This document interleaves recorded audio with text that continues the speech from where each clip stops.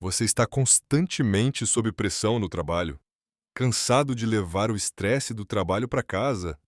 Há um gerente no escritório que pressiona todo mundo e ninguém consegue dizer a ele que está errado e que sua atitude desrespeitosa é inadequada? Então, esta história é perfeita para você. Vamos começar. O trânsito interminável de São Paulo consome toda que a energia das pessoas. Mas meu verdadeiro problema não é o trânsito, e sim o 24º andar deste imponente prédio comercial na Avenida Paulista. Meu nome é Tiago.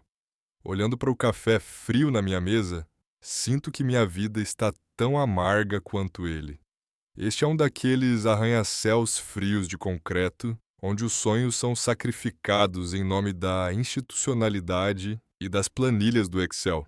E as pessoas são reduzidas a números de funcionários. As luzes, as lâmpadas fluorescentes no teto do escritório são muito brilhantes. Mesmo quando fecho os olhos, consigo ver a cortina de luz branca. Ouço o zumbido fino e agudo das lâmpadas dentro da minha cabeça. É como se cada zumbido corroesse minhas terminações nervosas aos poucos. Todos no escritório são como fantasmas. Os sons dos teclados parecem terra sendo jogada sobre mim. Cada clique é um pedaço da minha liberdade sendo arrancado. Você precisa ser mais rápido, Tiago, diz a voz incessante dentro de mim. Mas outra voz dentro de mim me incita a agir lentamente contra esse sistema. Meu chefe é Ricardo. Cada passo que ele dá, com seus sapatos italianos de couro caro, produz um som seco e arrogante no piso de vidro, que para mim é o sinal mais claro do estresse que se aproxima. Para Ricardo, não somos pessoas de carne e osso. Somos apenas células em tabelas de lucros e perdas, peças substituíveis. Portanto, não há nenhum vínculo emocional entre nós. Quando Ricardo se aproxima de mim, o cheiro de seu perfume caro, mas pesado, queima minha garganta e dificulta minha respiração. Cada arquivo que ele deixa na minha mesa é como uma pá de terra jogada no meu túmulo. Sem sequer olhar para mim, ele diz: Isso precisa estar pronto hoje à noite, Tiago. Amanhã de manhã deve estar na mesa da diretoria. Sua voz é sem alma, como o comando de uma máquina, e não a voz de um ser humano.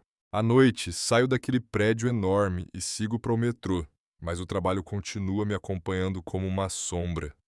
No metrô, mesmo no meio da multidão, do cheiro de suor e cansaço, vejo o olhar desdenhoso e humilhante de Ricardo.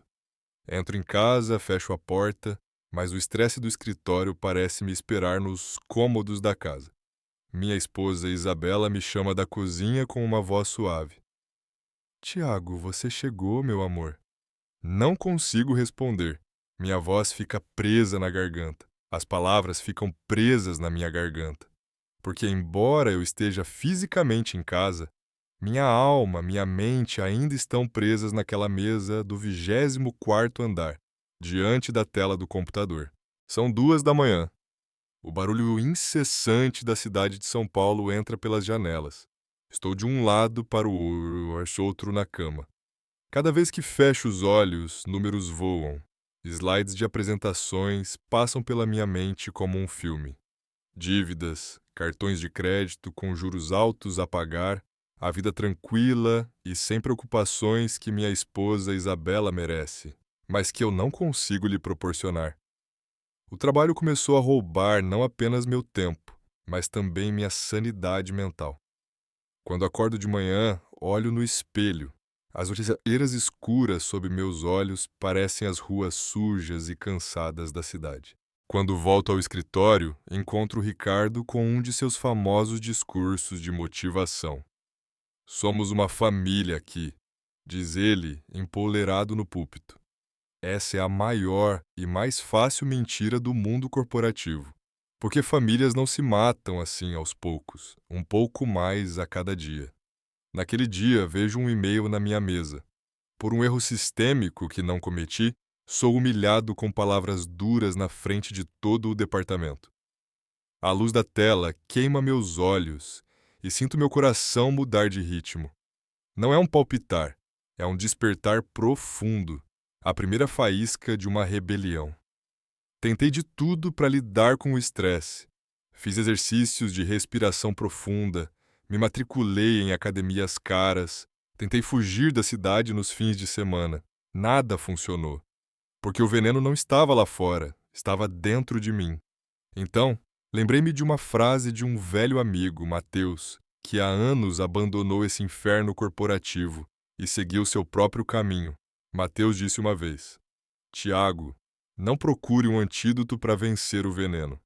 Às vezes, para sobreviver, você precisa produzir um veneno mais forte. Naquele momento, sentado à minha mesa, compreendi melhor o quanto essa frase ecoando em meus ouvidos era verdadeira. Porque a maneira de vencer o estresse não é reprimi-lo, nem ignorá-lo praticando yoga. É transformá-lo em uma arma, em uma vontade férrea. Começo a notar cada pressão, cada assédio moral, cada injustiça que Ricardo exerce sobre mim. Mas não apenas em um simples pedaço de papel, e sim nas falhas do complexo sistema que ele mesmo criou. Decido transformar os mecanismos de produtividade e controle, suas maiores armas, em peças de uma armadilha que vou montar silenciosamente contra ele. Agora, cada passo que dou no escritório, cada e-mail que envio tem um objetivo. Ao lançar as bases da armadilha digital que preparei para esta queda de Ricardo, o escritório deixou de ser um local de trabalho para se tornar um tabuleiro de xadrez. Todas as manhãs, ao sair do elevador, aquele cheiro metálico familiar invade meus pulmões, mas já não me sufoca. Pelo contrário, como um cirurgião entrando na sala de cirurgia, eu entro por aquela porta sabendo exatamente onde vou aplicar meu bisturi. Minha motivação para realizar meu plano aumenta a cada dia. Sentei-me à minha mesa. O som familiar do meu computador ao ligar era agora para mim como o início dos tambores de guerra. Beatriz, sentada na mesa ao lado, estava exausta. Os seus olhos estavam vermelhos e as suas mãos tremiam. Ricardo acabara de gritar com ela na frente de todos por ter escolhido a fonte errada em um relatório. Vi suas mãos trêmulas escondidas debaixo da mesa e suas lágrimas contidas para não cair. Naquele momento, percebi mais uma vez que essa vingança não era só minha, mas de todos que apodreciam silenciosamente nos corredores daquele prédio, humilhados. Agora, eu teria que ser ainda mais meticuloso, pois não estava mais fazendo meu plano apenas para mim, mas para todos os meus colegas de trabalho. Ricardo saiu de sua sala. Ele trazia em mãos sua famosa agenda preta com capa de couro. Aquelas agenda era seu símbolo de poder, o caderno de capa preta que escurecia a vida das pessoas. Mas eu sabia como os números por trás daquela capa de couro se transformavam em uma espiral de mentiras, como os orçamentos evaporavam. Ele caminhou em minha direção. Tiago, onde estão os documentos de aprovação que esperávamos do Banco de Desenvolvimento do Brasil? Porque ainda não consigo vê-los no sistema, perguntou. O tom autoritário em sua voz tornava o ambiente do escritório sufocante. Olhei nos seus olhos. Antigamente, em uma situação como essa, eu ficava nervoso, gaguejava, minhas mãos suavam e eu pedia desculpas. Mas agora apenas sorri calmamente. Há um atraso geral no sistema, senhor. Estou acompanhando pessoalmente. Tudo está sob meu controle. Respondi. Era uma grande mentira. Os documentos de aprovação estavam na minha pasta secreta. Sabendo disso, eu os mantinha em espera com um atraso calculado em segundos. Porque as promessas ambiciosas que Ricardo fez à alta administração não precisavam ser cumpridas. Eu iria criar a primeira rachadura na sua imagem inabalável de sucesso. Naquele dia, não saí para almoçar. Enquanto o calor úmido e sufocante de São Paulo batia nas janelas, eu me infiltrava nas camadas mais profundas e sombrias da rede financeira da empresa.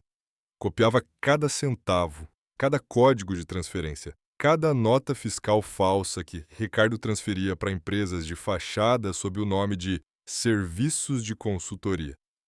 Enquanto meus dedos dançavam no teclado, era como se eu estivesse tocando um concerto de piano triste, mas poderoso. Cada clique era mais uma nota adicionada ao fim de sua carreira. No final, essas notas se transformariam em uma música trágica composta para Ricardo. Quando entrei na pasta digital, que Ricardo chamava de Caixa Sombra, não encontrei apenas números, mas provas chocantes da decadência moral de um homem. Refeições consumidas nos restaurantes mais luxuosos de São Paulo, que custariam o salário mínimo de um ano de um trabalhador. Mas o mais doloroso era o seguinte: as pequenas, mas no total, enormes deduções feitas das indenizações das mulheres grávidas e dos funcionários veteranos prestes a se aposentar, demitidos pela empresa sob o pretexto de redução de pessoal. Todos esses documentos clamavam para serem revelados. A luz da tela do computador cansava meus olhos, mas o fogo da vingança dentro de mim me mantinha de pé.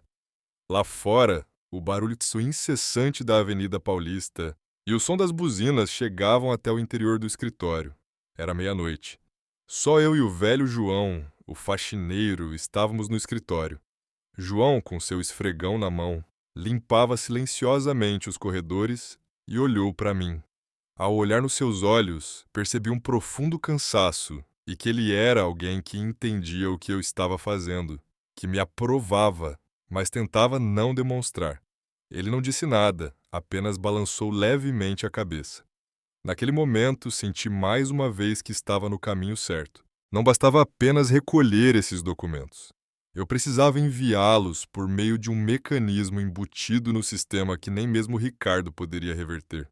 Usei o método complexo que aprendi com meu velho amigo Enzo, do departamento de software, a bomba de dados com temporizador.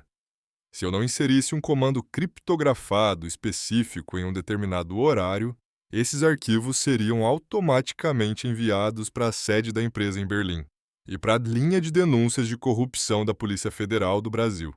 A contagem regressiva havia começado. No dia seguinte, o escritório estava silencioso como uma funerária, mas igualmente cheio de tensão. Ricardo não saía de sua sala. Os boatos anônimos que eu espalhei e as pequenas falhas irritantes no sistema o levaram à beira da paranoia. Ele olhava com desconfiança para quem quer que fosse, achando que todos estavam escondendo algo dele.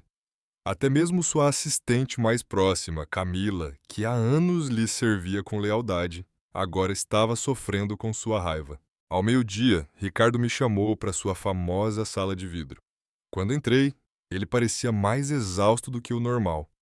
A gravata estava frouxa, o cabelo, sempre impecável, estava despenteado.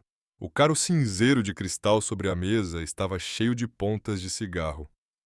"Tiago", disse ele com a voz levemente trêmula.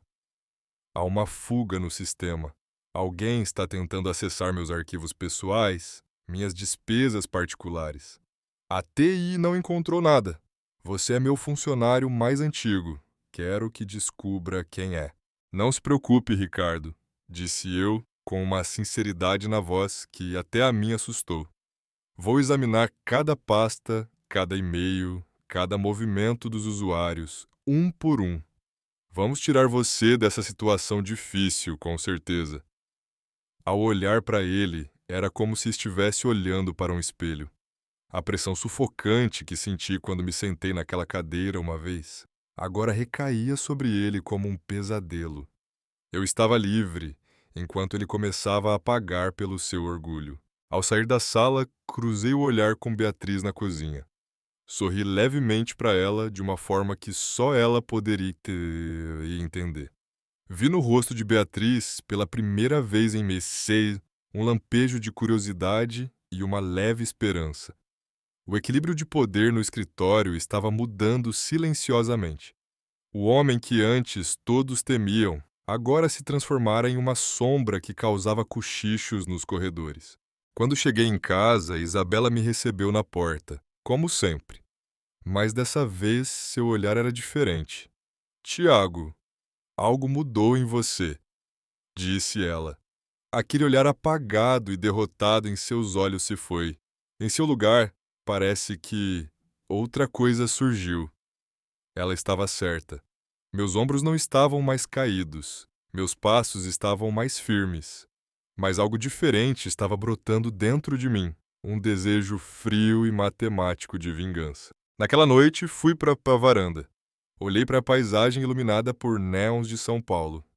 Essa cidade gigantesca era como um monstro que engolia todos os dias os sonhos, a juventude e a alegria de milhões de executivos.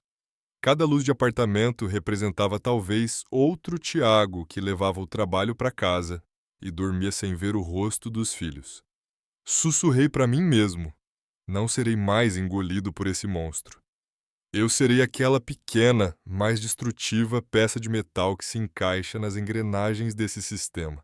A maior e mais eficaz das táticas que usei para vencer o estresse foi: veja seu inimigo não como um ser humano, mas como um objeto. Ricardo não era mais meu chefe, meu pesadelo. Ele era apenas um problema matemático complexo, mas errado, que precisava ser resolvido. No momento em que parei de vê-lo como um ser humano e de atribuir-lhe um significado emocional, a dor que ele me causava evaporou-se e desapareceu. Codifiquei-o apenas como um bug, um erro no sistema. À meia-noite, meu celular vibrou. Era uma mensagem do Ricardo. Esteja no meu escritório amanhã às 7 da manhã. Se a aprovação do banco não chegar, você estará preparando o fim da sua carreira com as próprias mãos. Antigamente, mensagens como essa me tiravam o sono a noite toda. Agora, apenas sorri levemente. Não apaguei a mensagem, a adicionei à minha pasta de provas, abaixo das mensagens de assédio moral e ameaças. Agora tudo estava registrado. Na manhã seguinte, às 7 horas em ponto, eu estava no quarto de Ricardo. O quarto estava gelado. Ele tinha ligado o ar-condicionado no máximo, como se estivesse tentando esfriar o fogo que ardia dentro dele. Ele gostava do frio, usava-o como um método para congelar as pessoas, tornando-as incapazes de se mover ou pensar. Ainda não chegou a aprovação? Perguntou ele de costas para mim, olhando pela enorme janela para a cidade. Ainda estamos esperando, Ricardo. Respondi com uma calma evidente na voz, o que o surpreendeu. De repente, ele se virou, estreitando os olhos e me olhando de cima a baixo. Há um problema com você, Tiago. Você não parece mais tão motivado e cheio de medo como antes. Será que esse trabalho está começando a ficar pesado para você? Ou será que você tem outros planos? A ameaça estava implícita em cada frase que ele dizia, sem desviar os olhos por um segundo sequer. Pelo contrário, respondi.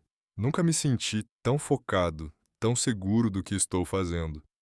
Naquele dia, havia uma agitação estranha e diferente no escritório. Rumores sobre a chegada de inspetores e de uma comissão da sede central espalhavam-se pelos corredores. Eu havia iniciado esses rumores com uma pequena nota enviada por um servidor anônimo. Eu precisava transformar aquele clima de medo intenso dentro da empresa em algo que Ricardo não pudesse controlar. Todos começaram a olhar uns para os outros com desconfiança. Ricardo se trancou em seu escritório e o tráfego de telefonemas não parava nem por um segundo. À tarde, encontrei Beatriz na cozinha, chorando secretamente ao lado da máquina de café. Não aguento mais, Tiago, disse ela, soluçando. Ele disse que vai me demitir e que vai manchar meu histórico para não ter que me pagar indenização. Não sei o que fazer. Aproximei-me dela e segurei sua mão com força. Aguente só mais alguns dias, Beatriz. Só mais alguns dias. A tempestade está prestes a chegar. E tenha certeza, você também estará segura, disse eu. Ela me olhou com olhos confusos, sem entender. Ninguém sabia o que estava acontecendo, mas havia uma atmosfera tensa e estressante em todos os lugares. O ar úmido de São Paulo era sinal de uma grande tempestade se aproximando. Com as primeiras gotas de chuva batendo nas janelas do escritório, passei para a segunda e mais arriscada fase da minha operação. Consegui acessar a pasta que ficava diretamente conectada ao computador particular de Ricardo e que continha todos os seus planos de fuga financeira. A senha era tão simples quanto eu esperava. O nome da primeira esposa dele e o ano em que ela nasceu.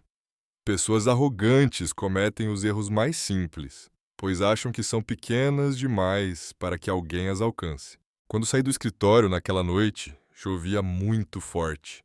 Não abri meu guarda-chuva, deixei que a chuva levasse embora a poeira do shopping, o cheiro de Ricardo e as camadas de estresse que estavam grudadas em mim há meses.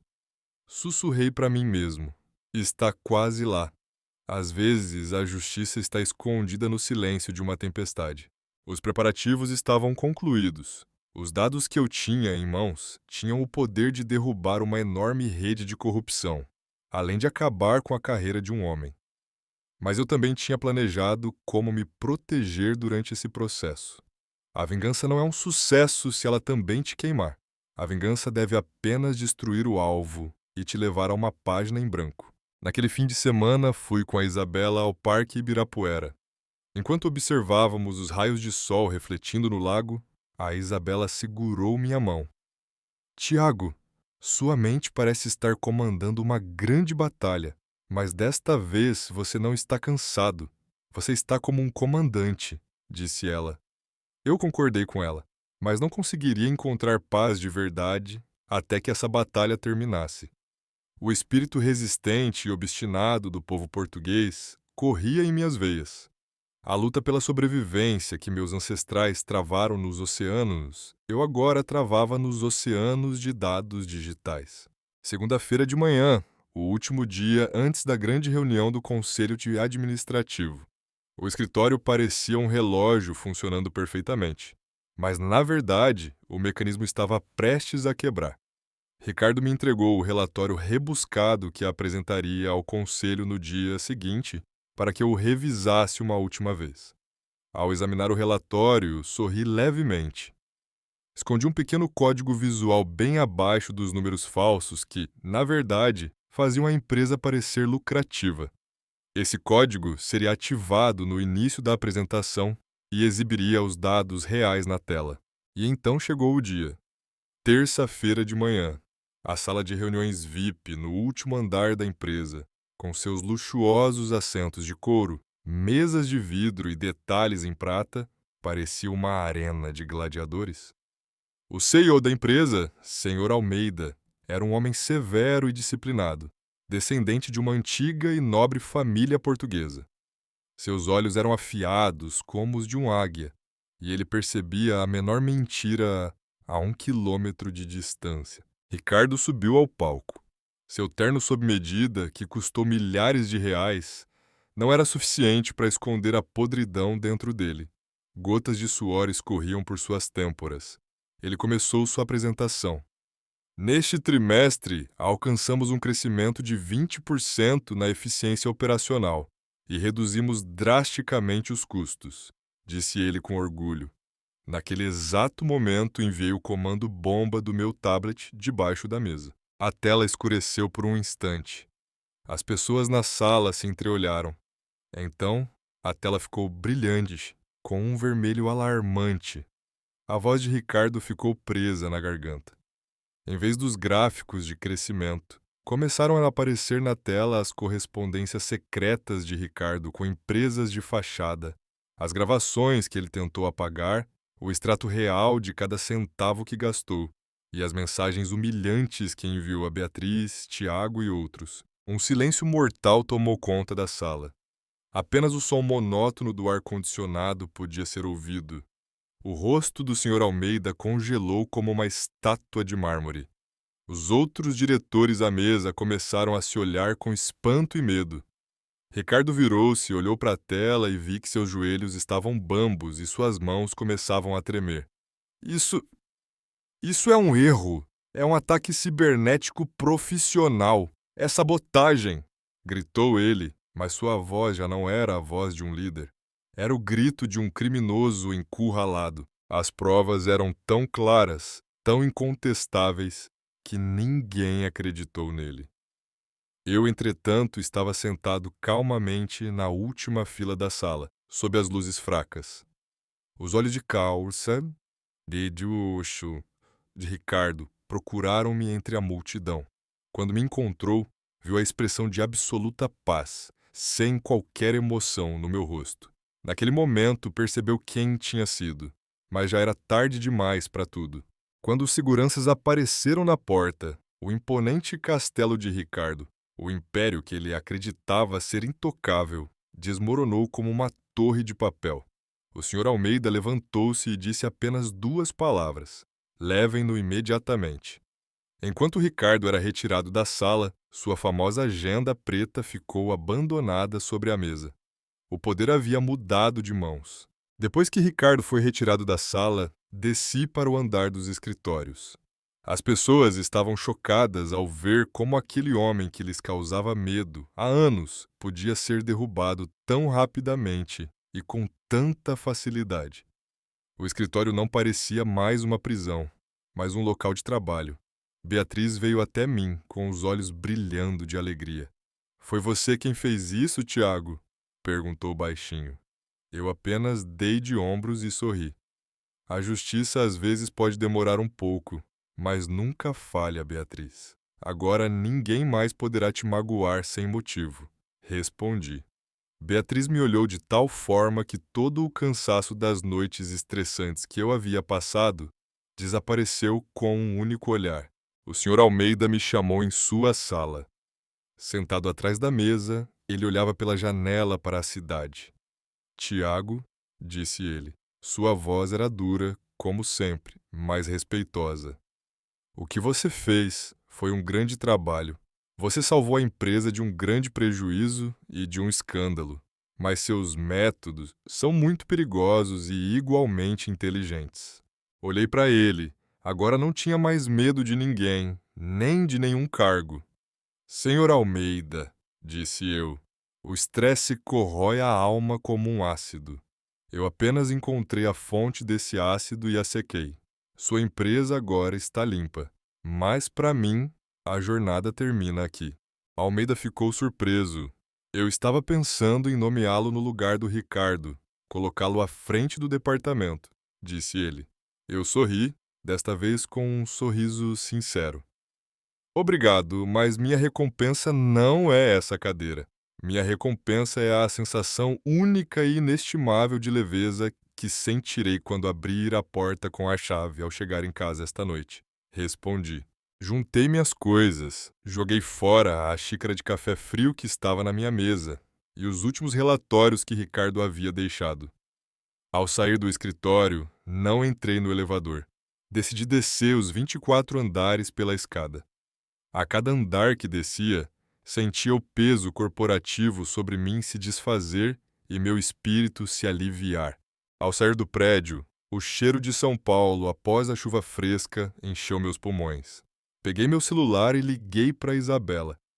"Bela, prepare-se, não estamos apenas saindo de férias. Na verdade, hoje estamos renascendo", disse eu. Decidi transformar todas as estratégias de lidar com o estresse que tinha aprendido durante esse processo difícil em um guia. Não seria mais escravo dos outros, mas o arquiteto da minha própria vida. Os meses se passaram. Agora não acordo mais com o som digital do alarme arranhando meus ouvidos, mas com o canto dos pássaros em nosso jardim. Nos mudamos para uma pequena cidade no sul do Brasil, com a brisa do oceano. Abri meu próprio negócio, meu próprio escritório de consultoria. Agora, não construo mais tudo para os sonhos sem sentido dos outros, mas para minha própria visão, minha própria paz. Quando olho para trás e vejo aquele prédio cinzento, percebo que aqueles dias sombrios foram, na verdade, a maior escola para mim. Ricardo me ensinou como não se deve ser um líder, como o estresse pode levar o ser humano ao limite e como, quando bem administrado, pode se transformar em uma força gigantesca. Agora, enquanto assisto ao pôr do sol com Isabela todas as noites, agradeço ao Tiago que chorava à mesa naquele dia. Por ter resistido, por não ter desistido. Talvez você também esteja ouvindo essas linhas agora, entre as paredes cinzentas e frias de um prédio comercial, sob a luz artificial e cansativa de uma tela de computador. Talvez seu colega na mesa ao lado tenha acabado de ser injustamente repreendido. Talvez seu chefe esteja prestes a bater à sua porta. Não se esqueça, Essas paredes de concreto são tão fortes quanto o significado que você lhes dá. Sua alma está muito além dessas paredes, desses títulos. As histórias nem sempre terminam felizes, como nos contos de fadas, mas sempre terminam com um final. Minha história não foi apenas a queda de um homem, mas o renascimento de um ser humano das cinzas. Vingança não é destruir alguém, é reencontrar o verdadeiro você, que o sistema fez você esquecer. Agora eu pergunto a você: onde está aquele menino que se perdeu entre os prédios enormes e sem alma de São Paulo? Istambul, Lisboa ou Nova York? O que aconteceu com aquele jovem Tiago, que tinha grandes sonhos, acreditava que poderia tornar o mundo melhor e sorria? Não o deixem morrer debaixo daquela mesa, entre planilhas do Excel e reuniões sem sentido. Não se deixem vencer pelo medo, hoje, quando saírem daquele escritório, parem e olhem para o céu. Esse céu é tão vasto para os Ricardos quanto para vocês. E a verdadeira liberdade está à sua espera. Há apenas um passo corajoso de distância. Eu dei esse passo e minha vida mudou. Agora é a sua vez. Obrigado por ouvir a história até aqui. Para que histórias tão significativas como esta continuem, eu ficaria feliz se vocês curtissem, deixassem seus comentários e se inscrevessem no meu canal. Até o próximo vídeo, fiquem bem.